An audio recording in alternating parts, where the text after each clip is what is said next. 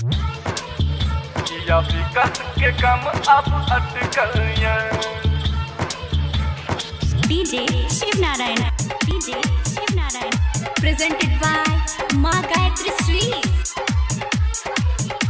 या विकास के काम अब अटकलियां।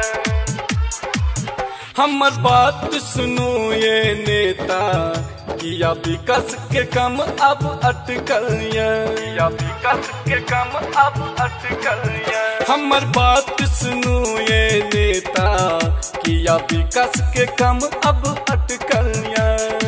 जनता आहा के वोट दका, जनता आहा के वोट दका, किया चारू दिस देखू बटकलिया।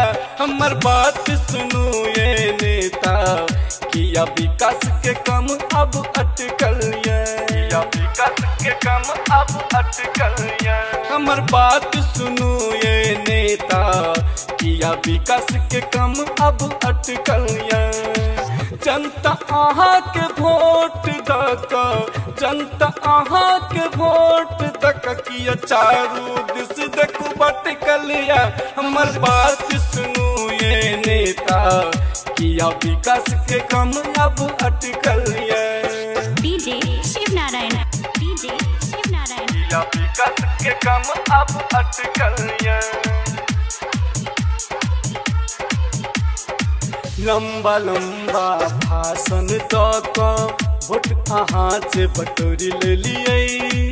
जनता अहाँ के बाट तकैया, किया अहाँ मुँह मोर ले लिए। किया अहाँ मुँह मोर ले लिए। लंबा लंबा भाषण दक वोट अहाँ से बटोरी ले लिए। जनता अहाँ के बाट तकैया, किया अहाँ मुँह मोर ले लिए। जनता अहाँ सा प्रश्न पूछैया, जनता अहाँ सा प्रश्न पूछैया, किया अहाँ के बोली सटकलिया। हमर बात सुनो ये नेता, किया विकास के काम अब अटकलिया। हमर बात सुनो ये नेता, किया विकास के काम अब अटकलिया। डीजे शिव नारायण या विकास के काम अब अटकलियां।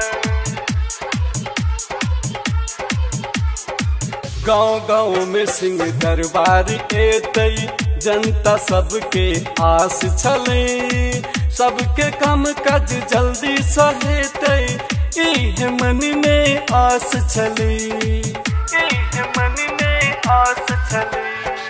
गाँव गाँव में सिंह दरबार एतै, जनता सबके आस छले। सबके काम काज जल्दी सहेतै, इह मन में आस छले। अपना पार्टी वाला के काम जे होइए, अपना पार्टी वाला के काम जे होइए, किया दोसर पार्टी वाला भटकलिए। हमर बात सुनो ये नेता, किया विकास के काम अब अटकलिया। हमर बात सुनो ये नेता, किया विकास के काम अब अटकलिया। डीजे शिव नारायण किया विकास के काम अब अटकलिया। शहीद के खून सा होली से खेल का मौज मस्ती करे छी। गरीब दुखी के बात न सुन का अपन पाकेट भरै छी। अपन पाकेट भरै छी।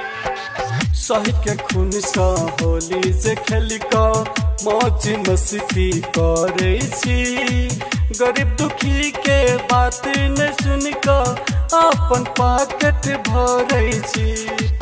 ऐसन के पहिन के शासन छल, ऐसन के पहिन के शासन छल, देखू बहुते जनता कहैया। हमर बात सुनो ये नेता, किया विकास के काम अब अटकलिया। हमर बात सुनो ये नेता, किया विकास के काम अब अटकलिया। माँ गायत्री रिकॉर्डिंग स्टूडियो मलंगवा, सरलाही, नेपाल।